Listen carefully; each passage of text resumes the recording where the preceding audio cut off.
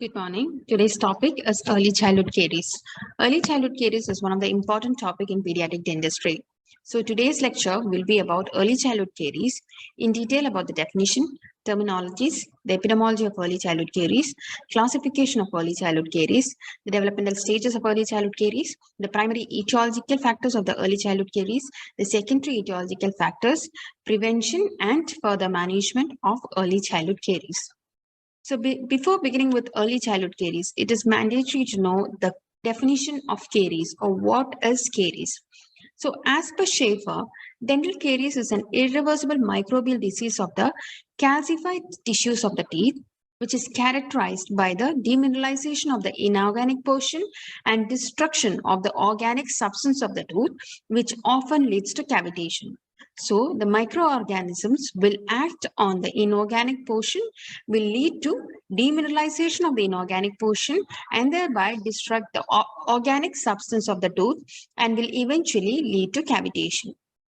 So the caries can be classified on different bases. It can be classified based on the anatomic side. It can be classified based on the severity. It can be classified based on the progression rate and also can be classified based on the chronology of the teeth. So based on the anatomic side, caries can be classified into occlusal caries that forms on the occlusal surface of the teeth, smooth surface caries that is formed on the buccal or the labial surface of the tooth, lingual surface of the tooth, and the proximal surfaces of the tooth. The caries that forms on the root surfaces, that is root caries. And based on the severity, caries can be classified into incipient caries, that is the initial stage of the caries, occult caries or the caries that is arrested, and the cavitated caries, that is the lesion which is well developed in tooth. Next, based on the progression, caries can be classified into arrested caries, where the activity of the tooth is stopped. The dentin has become hibernated and there is a blackish color in the tooth. The secondary caries, that is the caries that is formed below the respiration, that is the secondary caries. And third is the radiation caries, that is the caries that is formed as a result of radiation therapy or chemotherapy, which will lead to xerostomia and which will eventually lead to caries formation. Based on chronology, caries can be classified into early childhood caries, teenage caries, and adult caries. So, early childhood caries is nothing but the caries that is found in children below 6 years of age. So, what is early childhood caries? Early childhood caries has a long definition which is given by the American Association of Pediatric Dentistry. So, what is this early childhood caries? The early childhood caries is defined as the presence of one or more decayed, which can be cavitated or non-cavitated decay, missing teeth, the tooth which is missing in the oral cavity due to caries, or filled tooth surfaces, that is any tooth surfaces that is filled in a primary tooth, that is in a teeth in an oral cavity with primary tooth of a child 72 months of age or younger. So in a child less than 72 months of age or younger is considered as early childhood caries. So early childhood caries is defined as the presence of one or more decayed, which can be cavitated or non-cavitated lesion, missing teeth due to caries, or filled tooth surfaces in any primary tooth in a child 72 months of age or younger is considered as early childhood caries. So, in a child younger than 3 years of age, any sign of smooth surface caries is indicative of severe early childhood caries. In a child, if you're of less than 3 years of age, any caries that is noted in the oral cavity, that child is considered or is classified into a group of severe early childhood caries. Now, from age 3 to 5, any cavitated lesion or non-cavitated lesion, missing teeth due to caries, or filled tooth surface or in the primary maxillary anterior tooth are all considered as early childhood caries. So, the DMFT score of greater than 4 at the age of 3, greater than 5 at the age of 4, or greater than 6 at the age of 5 is considered as early childhood caries. It is the DMFT that determines the early childhood caries. Now, there is numerous terminologies that was previously used instead of early childhood caries. This terminologies includes the nursing caries by Winter in 1966, tooth clearing neglect by Moss in 1996, Infant and Early Childhood Dental Decay by Horowitz in 1998, Early Childhood Caries by Davies in 1998, MDS-MD, that is maternally derived Streptococcus mutans disease, where the disease is considered as transmitted from the parent to the offspring, that is the mother to the offspring, that is maternally derived Streptococcus mutans disease. Now, the classification of ECC. ECC can be classified into 3 types, which was given by Wayne based on the severity. So type 1 is mild to moderate, type 2 is moderate to severe, and type 3 is severe.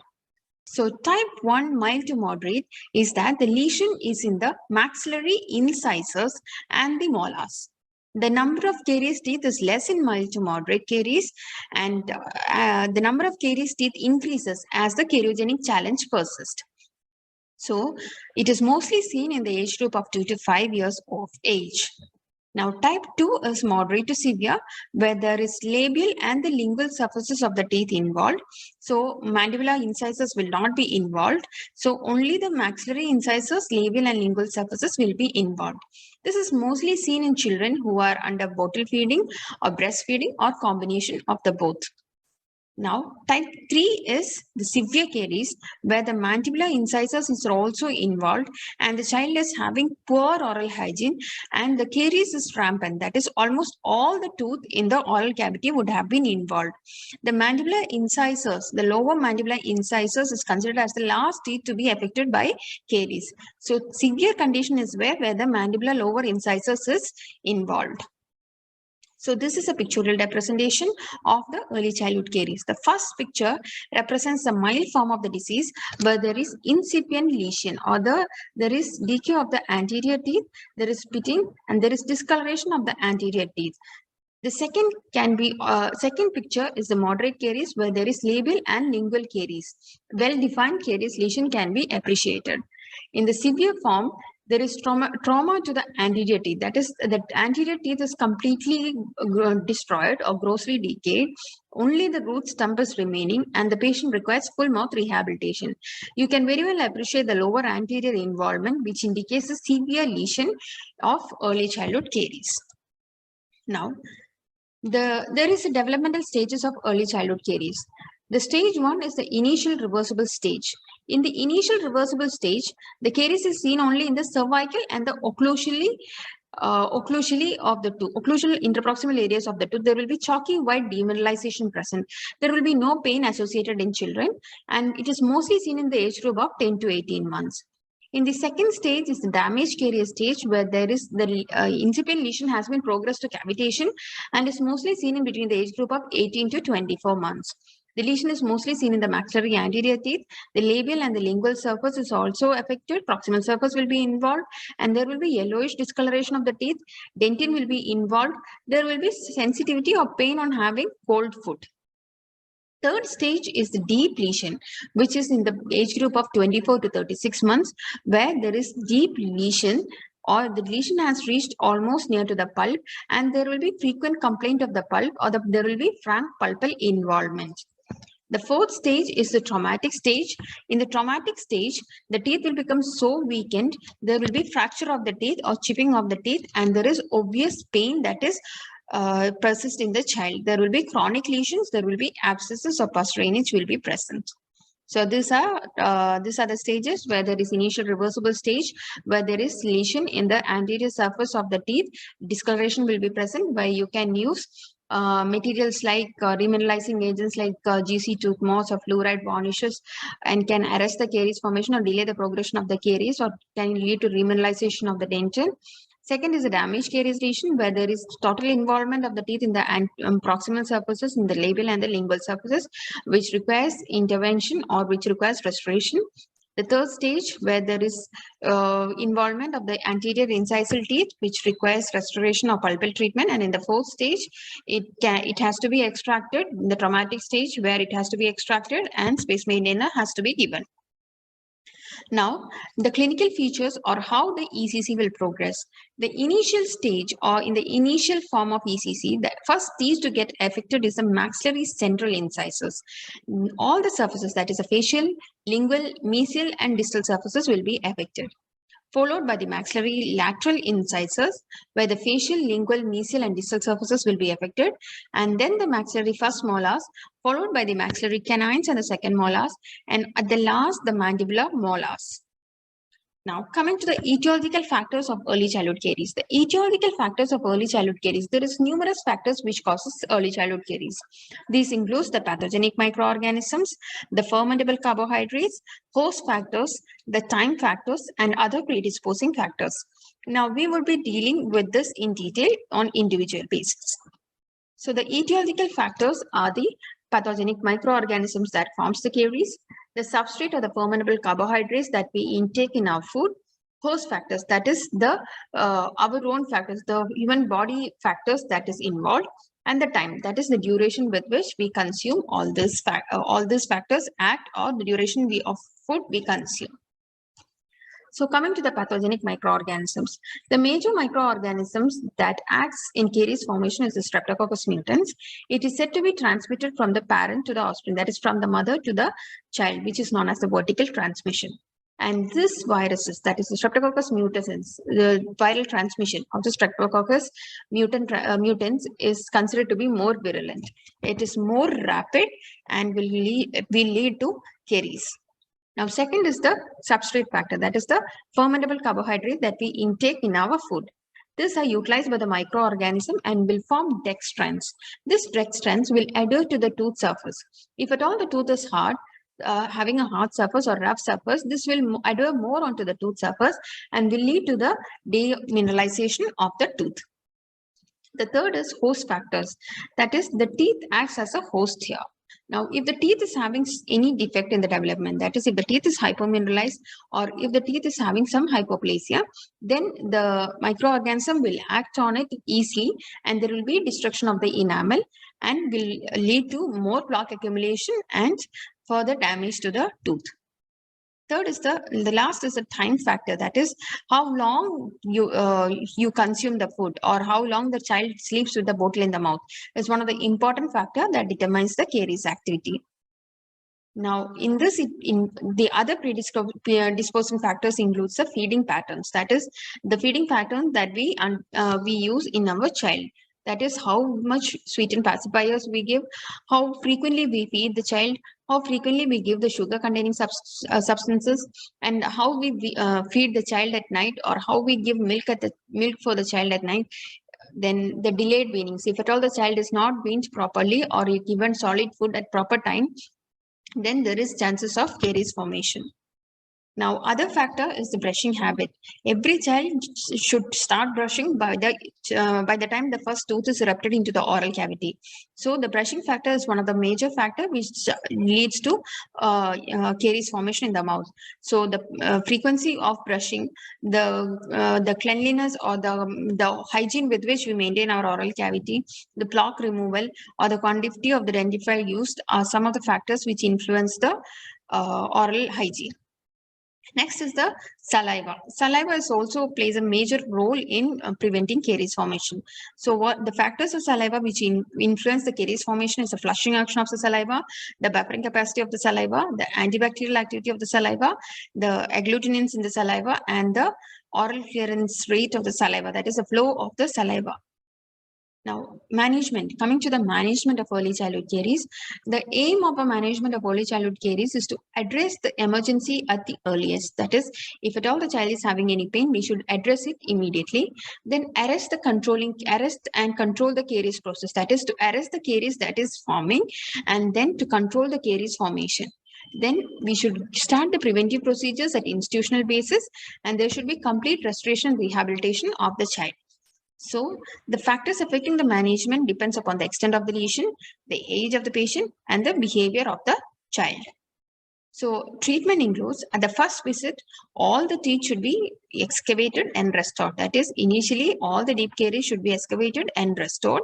Then, if at all any indirect pulp capping therapy or direct pulp capping therapy is required, should be initiated. If at all there is an abscess, then the abscess should be drained and the medication should be prescribed. And the X-ray should be assessed in case there is multiple caries, X-ray should be advised. If it is multiple caries, then OPG should be advised. Then the saliva should be collected for assessing the salivary flow and viscosity and pH. And then the topical fluoride should be applied. In the second visit, so before the second visit, at the first visit itself, we should be giving the parent a diet chart so that the parent will record the diet history of the child. And then at the second visit, they bring the diet chart and we evaluate the diet chart to notice or to observe how the child is being fed or what is being given and the sugar consumption of the child. And then we isolate the sugar factors in this diet chart and then we modify the diet of the child. So as we modify the diet of the child, the chances of caries formation will reduce because of the reduction in consumption of the sugar and reducing the frequency of consumption of food. Then in the second visit, again, we have to reassess the restorations that we have done. And if at all any redoing is necessary, it should be done. Then the caries activity test should be recorded again. And then the caries activity should be monitored till the next visit. Now, in the third visit or the subsequent visit, all the teeth that is decayed or grossly decayed should be restored. If at all the teeth there is which is non-restorable has to be extracted and space maintainer should be given. And if there is multiple surface caries, then it should be considered to be given with a full coverage restoration, that is your stainless steel crown. And then fluoride application should be done. And then the child should be recalled and reviewed after 3 months. Now, coming to the preventive protocols that we follow for maintaining the early childhood caries is preventing the early childhood caries is early screening of the lesions. And if at all there is early caries, we should start with the preventive procedures like fluoride application, pit and fissure sealants and all. And then from the first year of life, the child should be brought into the dental clinic. That is, the dental home should be established for the child so that early childhood caries is not developed. Then the 3 general approach, that is the prevention in the community basis, professional basis, and the home basis should be initiated. So in the community basis, we'll counsel the parent. Then in case of high intensity caries, the dentist coordinator as well as the parent should work hand in hand to prevent caries. And in low intensity cases or low intensity areas, the pamphlet should be given regarding the awareness. The professional approach includes the dentist in the dental clinic. The high-risk patient should be identified. Fluoride varnishes, pit and fissure sealants, and xylitol substitutes should be given. In cases of low-risk children, fluoride devices and diet chart should be evaluated and diet monitoring should be done. Parent education should be done on frequent basis. In the home, parents should use fluoride devices and also should follow the diet chart that is given by the dentist and should reduce the consumption of sugar at home. So, to conclude ECC is a chronic infectious disease which affects young children and constitutes a serious public health program. It is one of the most common preventable disease worldwide, and it is a multifactorial disease, the consequence of which it leads to a low range of social variables, and the child's well-being will be affected, learning ability will be affected, and the quality of life will be affected.